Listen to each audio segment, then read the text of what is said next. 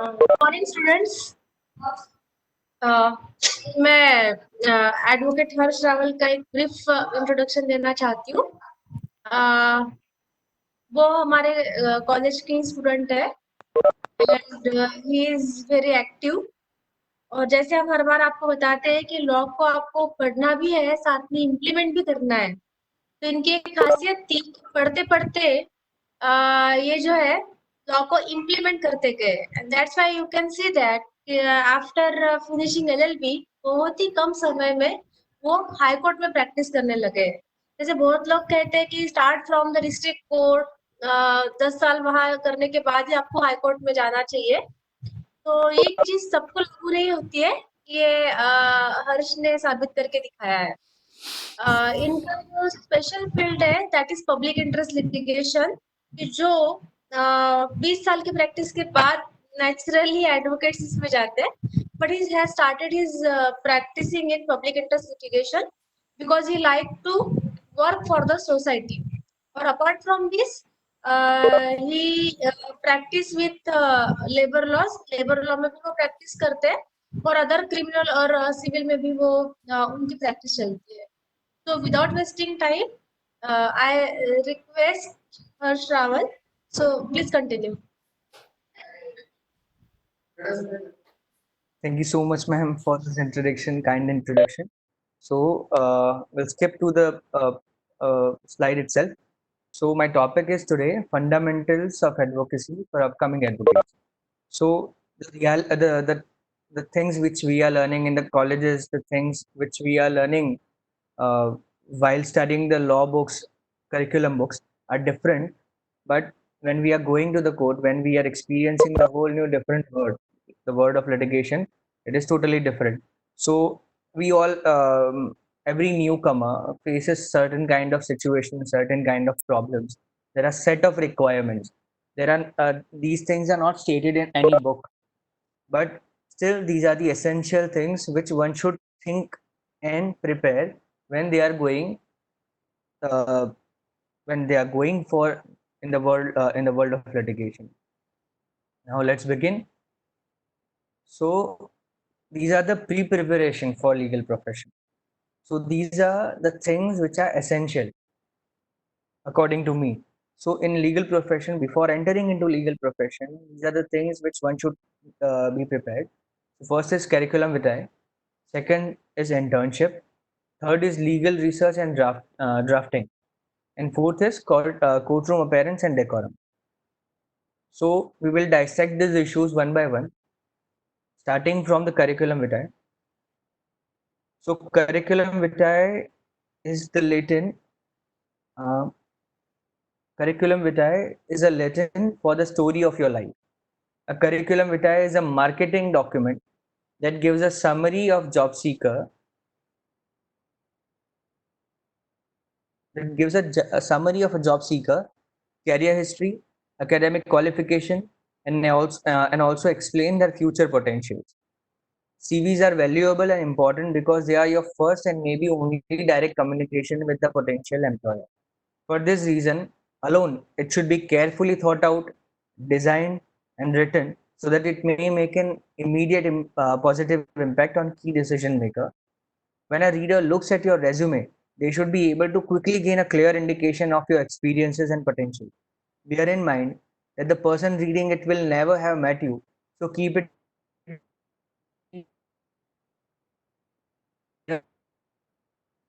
focused.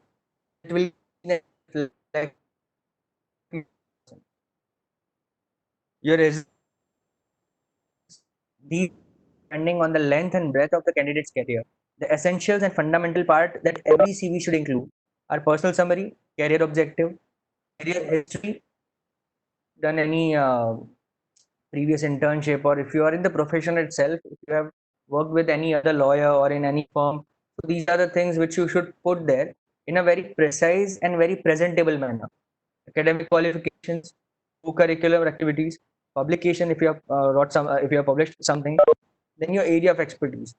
So what kind of laws have you dealt with? So there might be, for example, some might have experienced uh, customs Some people might have worked in consumer disputes. So your area of expertise is also important. Basically, when you are saying, because there are many variety of laws, and when it comes to practice, for example, a criminal lawyer might not be aware of what is really going on in the depth of labor laws, and a labor law lawyer might not be aware of custom laws. So area of expertise is also required to be drafted in. Subsequently, references. Am I visible? Hello. Yes, yes. Sir, Yes, sir. you are visible. Okay. Okay. Okay. Is it properly connected? Because it has been showing me resume. Okay. So the next is, we'll continue. The next is internships, and this is very crucial and important aspect. People are many students are, I have seen it, ignoring it, and after completing their law, they start working in the course, and they started getting exposure at the workplace. Internships while when someone is studying law is very important. So let's start from the first point: application of knowledge acquired in law school into reality. What we are learning into law school is different, but its application into reality is totally different. Let's talk. Let me give you an example. Section 34 of Specific Relief Act. It talks about when there is a proviso in it. It says about when someone is just for a moment. It says that discretion of court as to declaration of status or right.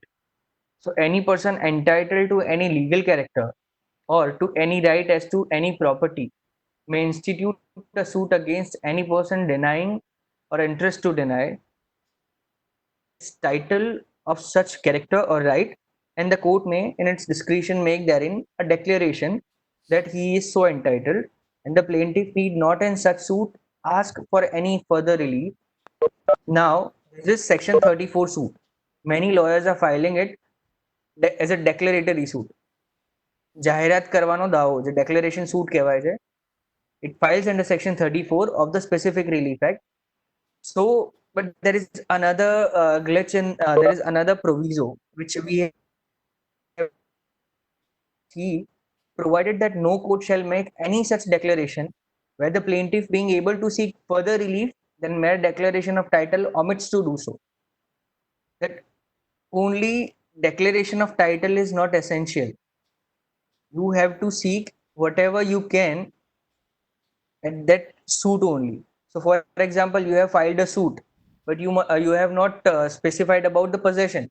So, title, you are seeking title, but not the possession. તમે એમ કહો છો કે મારા નામે આ જગ્યા કરી આપો, પણ એ જગ્યાની માલિકી હક possession માંગતા, મતલબ એનું possession માંગતા નથી. પછી એ દાવો તમારો infructuous થઈ જાય. So, only on that ground, it's a procedural impropriety, and there is a proviso. So because of those, because of this, that proviso, your suit may not lie. So these are the things which we experience only in the court. Hello. So these are the, hello. Hello. Everyone mute their mics. We are getting disturbance.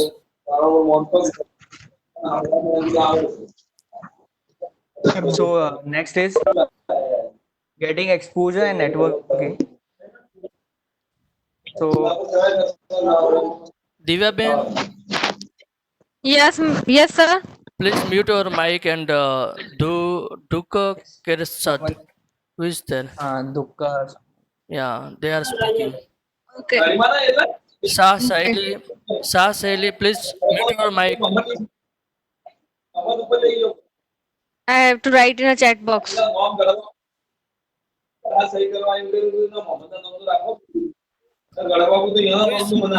Who is Duke Kresat? Please, Please contact them. please, everyone mute their mics. There is a disturbance. Can you listen me? Hello. Hello.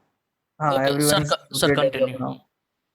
Yes. So, Yes. so Yes. the Everyone is getting muted their mic. getting exposure and networking. So, when you are going in the field, so you get basic exposure to what kind of litigations are there, what kind of people are proceeding with this specific litigations, and networking is also important. So you get when you are doing internship, you get proper exposure. When you, for example, if you are working properly, rigorously, then other will also notice you. So you get exposed, you get the judges will know you, the lawyers will know you, you get new contacts which will eventually come into handy in the years of practice. Then ingraining new skills. While also doing internships, you also acquire new skills. For example, how to manage your office. So when you are working with some senior, so you can also see how they are managing their office, how they are keeping their books, how they are keeping managing their files, day-to-day affairs, how client negotiations are.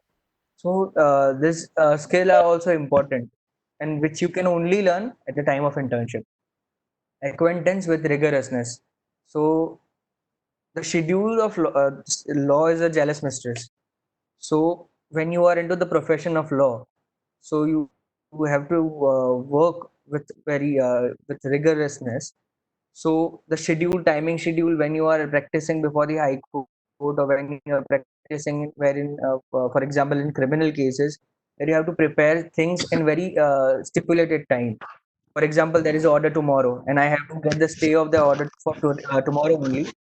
So within a 1 day's time, I have to prepare. I have to draft a whole petition. I have to file that petition. I have to get that matter circulated, and I have to get the order from the court within a day.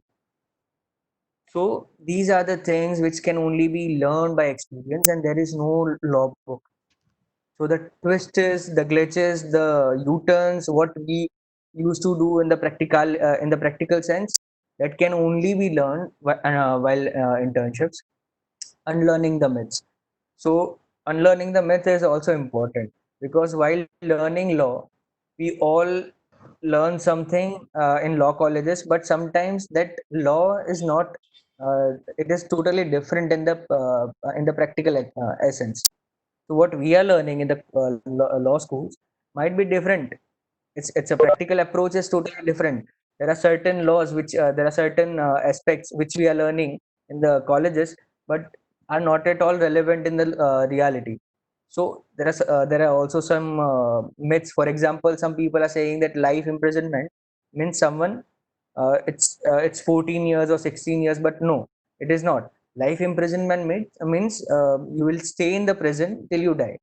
So some people are just go touch and go. It's when you are in law school, you just touch and go the topic.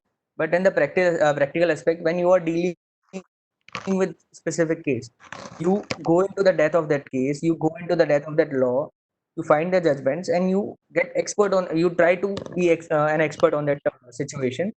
So that is how basically we learn more thing. And tamasoma jyotirgamaya, we go because of knowledge from the darkness to light. So experience building for CV, another point. So after going through the internships, you get more experience building for CV. There are firms, there are senior advocates who hire you because of your powerful CV and your experience with whom you have worked before. A sacrosanct factor of measuring capability by the employer. So internship is also a work at the workplace. So when you are doing internship with some lawyer, they'll also see what kind of capability you are having. So after getting exposed to to rigorousness, to long working hours, and the drafting skills and on many other things will come into play. And then you can also be invited by your senior with whom you are working to work as a colleague. So that is another aspect. It's an audition in disguise, as we discussed. So knowing yourself is beginning of all wisdom. So this is very important. In law schools, in law colleges, we think that we know certain things or we have a shell. But when we go into the practical arena in the real world, the things which the castles which we have made just fades away. So we see that there are certain things which we don't know. There are certain things which we know, and there are certain things which we are not completely aware of. So that is how you start when you are going into internships. Then you know that these are the area of law. These are the things you can basically compare yourself with the other lawyers, and you know yourself that these are the things which are required to be furbished properly. So knowing yourself is the beginning of all wisdom. So this is also important aspect for internship. So these are the aspect, basically benefits which internships gives you, and this is very crucial. Some people are just going to the start internship without doing any homework, but maintain a diary first of all. These are things which are expected from a lawsuit. First of all, maintain a diary. So what case is coming on the board, you have to write that case down on that date. So before that date comes, see, when, for example, if a matter is coming tomorrow, so the senior must be reading that file a day before that the adjournment. So you have to be advanced, and you have to read that file 2 3 days before when the matter comes. So if you have maintained a diary properly, so you can read the case beforehand, read file of the upcoming cases. So when you are in the field, you don't know what are the things which are relevant and what are the things which are not. So you have to read from the very first line to the last line of the file. From cover to cover, you have to read everything. You might think it is unnecessary or irrelevant, but still, on the initial years, you need to understand that there are certain things which might left out. So even you can also point out to your senior that you have read something, or you can come as savior of the case. So you have to read the file from first cover to cover, and this is very crucial. Make notes of the files you are reading and laws applicable to it, and the relevant and landmark case on the topic. So how to make notes, basically? Some people, uh, when there are when there are more events, so you can basically make a chronological order. You can make in a tabular form also. You can do it. You can also put dates, and on the next on the opposite side you can put events. So also page number can also be included, so you can directly find the page number where you want to see the relevant paper. So you have to make the notes, how those events led to the present litigation, what are the legal aspects which we should keep in mind, what are the laws which are applicable to the case. You all keep that thing written over there. So when you are going in the court, so for example, there is a civil suit which is pending, civil suit which is going to be argued. So law of limitation, transfer of property, and civil procedure code. So these are the laws which are necessary. So you should, if you should have written down those laws, so at the point of time you can take those barracks, and you can take it with you. So these are the important aspect which is important when it comes to practicing and making notes. And get yourself acquainted with the procedural laws such as Code of Criminal Procedure, Code of Civil Procedure, the Indian Evidence Act, etc. So this will come handy when you are going into the court. You don't know how basically the procedure are going on. For example, in High Court there are Gujarat High Court rules. Even in city civil courts or civil courts, there are different kind of set of rules, and rules are there. How to put a ticket, where to put a ticket, what are the what is basically a format, and everything is there. Nothing is going out of the law. So some people are saying that expecting that you are learning things only from a senior advocate. No, it is not there. It is not. Even there is a law, there are rules. You just have to follow the rules. So you, when looking at the place you are practicing, you have to read the rules. You have to get yourself acquainted with those rules.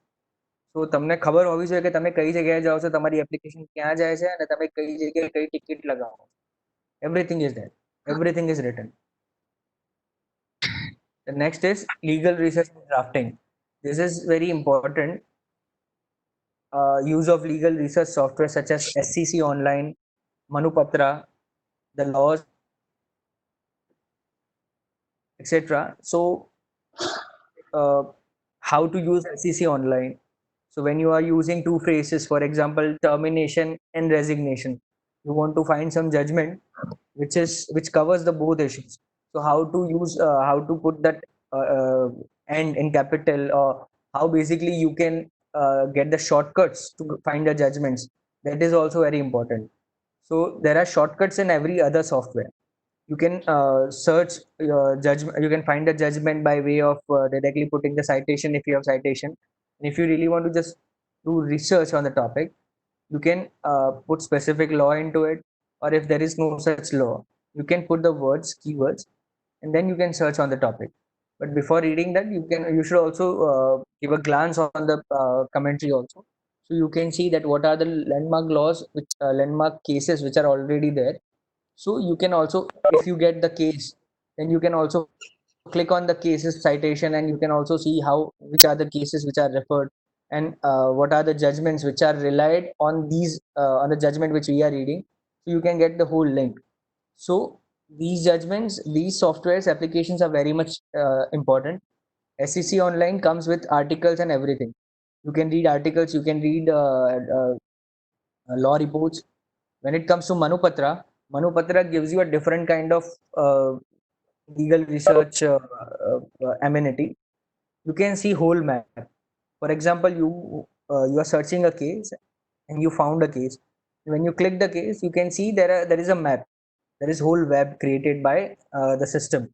So what are the judgment which came afterwards at which time, which basically relied on the judgment which we are reading.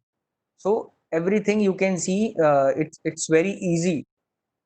Usually before few years, you have to find every other book. You have to see, you have to read the digest, you have to see the commentary, you have to make notes. So finding a judgment was taking a lot more time. But now, because of these softwares, it is too easy. The laws is also very good software, lawsuit, etc. So these are the legal research software which you should go for. The best is, according to me, is SEC online.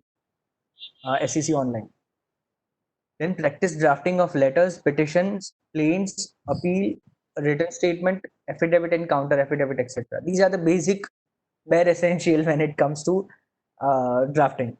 So letters, communications are important. Petitions. If you are practicing in high court, then petitions. Else plaint, appeal, written statement, affidavits, counter affidavit, complaint. What kind of arena you will be practicing? So keep draft of those files with you. You should not rely on other person when basically when a matter comes to you and you start drafting the matter. Beforehand, you just keep soft copies of every draft you can get your hands on with you. So these drafts are essential. Then maintain a file, keep soft copy of format of various reading and conveyancing.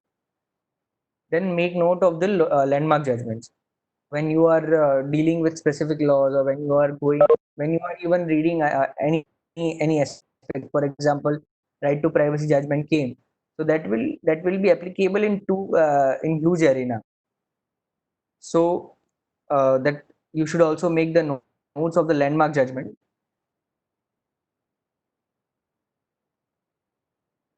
This is a practical aspect, that courtroom appearances and decorum. Chapter 4 of the Bar Council of India rule says the form of dresses or robes to be worn by the advocate states that advocate a black buttoned up coat, chapkan, achkan, black sherwani and a white band with the advocate's gown, a black open breast coat, white shirt, white collar, stiff or soft and white band with advocate's gown. In either cases, wear a long trouser, white, black striped or grey, dhoti excluding jeans, no jeans. Provided further that in courts other than Supreme Court, High Court, District Court, Session Court, or City Civil Court, a black tie may be worn instead of bands. And when it comes to women, for lady advocates, a black full sleeve jacket or blouse, white collar, stiff or soft, with white band and advocate's gown, white blouse, with or without collar, with white band, and with a black open breast coat, or sari or long shirt, white or black, or any mellow or subdued color without any print or design, or flare, white, black, or black striped or grey, or Punjabi dress, churidar, kurta or salwar kurta with or without dupatta, white or black, or traditional dress with black coat and bands. So this is the courtroom appearance and provided by the bar council. Then this is for the law students, that while undergoing an internship, one is expected to wear a black open breast coat, white shirt, and black or grey trouser with tie. So don't wear jeans. Some people are just wearing white shirt and black pant. It is not a proper thing. When you are going an internship, you are going to a place where decorum is the highest thing. So you have to wear coat. You are not supposed to wear tie, but if you are wearing a tie, it should not it should not be a black tie, or it should not show that you are that it should not be a bar council of India's tie. So tie is also fine, but not bar council's symbol wala tie. The phone has to be on a silent mode all the time. What is basically happening right now is people are going inside the court while keeping their phone on silent, and they are just playing games and reading stuff on the phone. But no, the phone has to be silent, on silent mode all the time, and don't use a mobile phone inside the court. Even for games, research, chatting, even reading from the phone inside the court is inappropriate. You are not aware that basically judge is looking everything what you are doing. Judges are aware that, and that will affect your practice also. So instead of that, when you think that you want to use your phone, you should go outside the courtroom and use the phone and then come back. Else, don't even use your phone.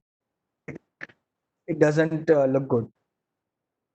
You are part of the judicial dispensation system, so act as an officer of the court even while undergoing internship. It is expected that your behavior must not affect the court proceeding. So even when you are doing internship in high court, there is a bench, and at two sides the people that advocate used to stand there. But when even they are standing, there has to have some kind of decorum. They are supposed to maintain a decorum. They're observing the court. They are observing the court proceeding. They are observing how the councils are arguing, how the advocates are arguing. But still, their action should not basically disturb the court proceedings in any manner whatsoever. Even when you are sitting behind, even when you are sitting in the chairs, even it is a trial court, civil court, whichever the court is or tribunal is, it is expected from you that your behavior should be proper and a dignified manner. You should not just lie down while you are sitting. You should sit in a proper sense. If you are not comfortable sitting in proper sense, you should just go out of the court. When you feel comfortable, when your case comes, you should go inside the court and you should proceed with your case. Else, one is not supposed to act in very indifferent and indignified manner inside the court. So these are important aspects. And now I am going to give you a small uh, brief on what are the options available after LLB. One can basically one can start individual practice before the various courts. There are various tribunals. If you are interested in banking law, you can go to debt recovery tribunal. If you are interested in consumer matters, you can start practice in consumer forum, or you can start practice in state commission. If you are interested in customs, there are also tribunals for that. So administrative tribunals, many variety of courts are there. There is other option, practicing as an advocate under any. See, individual practice and practicing with any senior or practicing under any firm has its own pros and cons. For example, if you are practicing individual, you won't be getting fixed salary. If you have established practice, like someone from your family is working and you are joining them, then you might get benefit of that thing. But if you don't have any established practice, the individual practice in the initial years is quite tough. Practicing as an advocate under any firm, if you have good credential, if you have good experience, many firms will basically give you high packages, good packages. You can start practicing. There are litigation firms who are just into litigation, and there are non-litigation firms who are into drafting, pleading. So you can get work from any place. There is huge scope. after LLB. Then law officers of government, semi-government, companies, etc. You can also join work as law officers in variety of institutions. You can join work in government, semi-government companies. You can also give examination, and after clearing the examination, you can be a judicial officer. Then you can also complete LLM and go for teaching academic. You can be academician. In government services, competitive exam. It is law is always helpful in competitive exams also. This legal journalism is a different aspect. It is quite untouched. But after completion of law, and if you have done Master of Journalism and Mass Communication, then even without the degree of journalism, many media houses needs people who can understand the law and who can actually write on the topic, and they are being paid high wages. The wages and salary are good. So legal journalism is also very important option after LLB. So this was today's topic. Basically, I wanted it to be as precise as possible, and basically to give you the glimpse of what is expected from a lawyer when they are practicing. Now, my whole aspect is you guys are going into the practice one day or after another. So if you need any, if you have some question with regard to how to basically deal with the situation, if you have any real problem, you can share with me. If you have any questions, you can also share those questions. There is a one questions from the student, Yes, sir. that is practical law application is different than reading law at school. Yes, So yes, as you said that my question is how we may devote the time to both the things as both are important for the litigation. yes, sir. So what is your opinion regarding See, this? reading law is also important, and these are not the things which you don't have options. It is not like going that way or that way. You have to keep those both the options. You have to cling to the options. You have to hold the practical law, which is really going on inside the code. You have to also hold on to the uh, procedural law and uh, the statutes and laws and constitutional laws and everything. You have to read it. There are no other options left. So practical law application is different than reading law, yes, but it is not entirely different. There are differences, there are errors which we create. Basically, we don't understand sometimes. So when even reading the law, you might get confused, but after reading certain judgments, judgment is basically a practical the what advocates put things into practice, and then court give a verdict on the issue. So judgments are basically a mixture of practical law and the substantial law. So judgments are also important. So it can also give you the glimpse. But I was basically talking about how the courtroom technicalities and things are. So you have to devote time to both the things. It is not something like you can evade one thing or other thing. Both are equally important, equally necessary. But just generally giving you the insight we are doing, what I am doing when a case comes to me. Uh, you understand the whole case, you make notes, and then you take time to research the law point. After understanding what are the technicalities, what are the loopholes, is your case is maintainable, sustainable, then you can also inquire from your other friends. If you don't have practical understanding of how to file the case, you can ask someone who have experience, and they always will help you. So they can, but first of all, you have to make your facts and law quite strong. Everything will come automatically. But law, which is reading law, is also important, and practical law, that is how to interpret, understand, and implement and put those facts into the mold of law, is also important. So both things are important. Second, We have yeah, second question next is week. that So, yes, sir. If we have next day case, so is there only barracks are enough? No, barracks are not at all enough. Barracks only gives you, see, barrack means bear is an bear, so you cannot find anything other than section itself. So only sections are there in barracks. But what about the interpretation? What if the section is interlinked with another act, or what if the section is interlinked with another section of the act itself? So how you basically get to know about that? See, when you are going into the court, when you are arguing the court, so at that point of time, it is advisable to keep a barrack with you, because taking bulky commentaries inside the court is totally illogical. And you can only you can always research. See, barracks are for the court, when you are going into the court, and when you are presenting the court, and commentaries are important for the research purposes.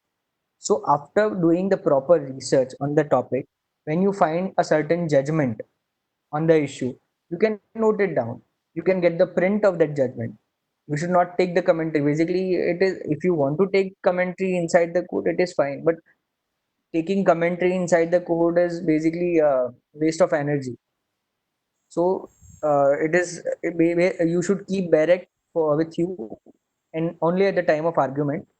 And for the research purposes, commentary is advisable, and this other judgments, live law, SCC online, these are very important things. Yeah, Code craft, so code craft. code Yes, craft. sir. We have only 5 minutes, sir. Within 5 minutes, the section will be going to be end. Okay, so sir, Yes, yes. about the code craft, last one. Uh, as such, there is no such see, how high is the sky? This kind of question is this code craft. So we all have our X factor, which we give into the case, and which will basically see the law is fixed. Law is there, but procedural technicalities should be basically avoided, or you can run in the periphery. You can mold it in your favor. So code craft is basically all you learn after the experience. You have to. There is no such stricto sensu thing. You should read the experience of other lawyers. There is a book by Justice B.R. Malik called Art of Lawyer. So there are small uh, uh, articles. So you can read those articles. You can understand about how basically you should basically present yourself as an advocate, present yourself as a junior lawyer. So it's a never ending process. So Uh, even at yeah. Okay, thank you very much, sir, for giving such an very briefing and deeply about the fundamental of advocacy and upcoming lawyers from the law students as well as for the law students. So thank you very much on behalf of the BK Mercantile Bank Law College. And again, I would like to thank the ma'am has arranged Aarti ma'am, our in charge principal ma'am, and all the participants who have participated today for the virtual lecture as a e-learning process. So thank you very much, sir. Thank you so much for giving me this opportunity. Thank you. Ma'am, I hand over to you, ma'am. Want to say anything? नहीं, मैं भी बहुत दिल से आपको thank you कहना चाहती हूँ, because as we say something that is different, but as you come from the practical words, so I think whatever you delivered your knowledge to the students today, so they are going to change their mindset to become a lawyer. So they may understand what they have to do and what should be their future map. Yes. So thanks from the heart. Thank you Okay, so much. thank you. Sure. Okay. We are ending here. Okay. Yes, sir.